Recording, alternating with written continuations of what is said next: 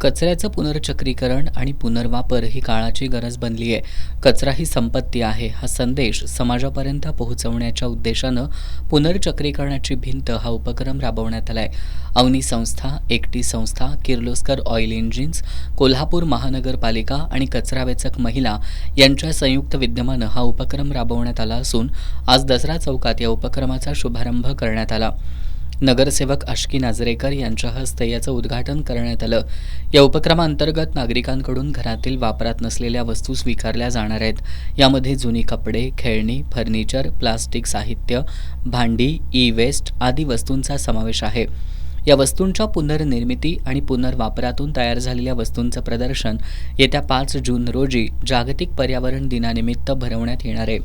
यावेळी बोलताना अवनी संस्थेच्या अध्यक्ष अनुराधा भोसले यांनी या उपक्रमाअंतर्गत नागरिकांनी त्यांच्याकडील वापरात नसलेले कपडे, वस्तू आणून द्याव्यात असं आवाहन केलं. जमा झालेला हा कचरा वेचक महिलांच्या संस्थेला देण्यात येणार असून त्यातून त्यांना आर्थिक लाभ होईल आणि पर्यावरण संरक्षणालाही मदत होणार असल्याचं त्यांनी सांगितलं.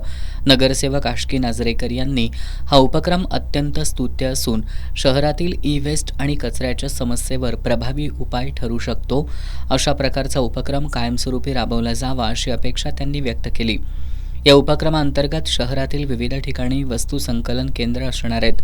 यामध्ये दसरा चौक आणि सासणी ग्राउंड इथं दर महिन्याच्या दुसऱ्या आणि चौथ्या रविवारी सकाळी 10 ते सायंकाळी 5 वाजेपर्यंत, तसंच शाहू नाका, राजारामपुरी जनता बाजार आणि निर्माण चौक, संभाजीनगर इथं दररोज सकाळी 10 ते सायंकाळी 6 वाजेपर्यंत वस्तू संकलन केलं जाणार आहे. या उपक्रमाच्या शुभारंभावेळी किर्लोस्कर ऑइल इंजिन्सचे CSR अधिकारी शरद आजगेकर, वनिता कांबळे, साताप्पा मोहिते, सविता कांबळे, संगीता लाखे, भारती कोळी, अक्षय कांबळे, पूजा लोहार, साहिल शिकलगार, नयन जाधव, अन्नपूर्णा कोगले यांच्यासह कचरा वेचक महिला मोठ्या संख्येनं उपस्थित होत्या.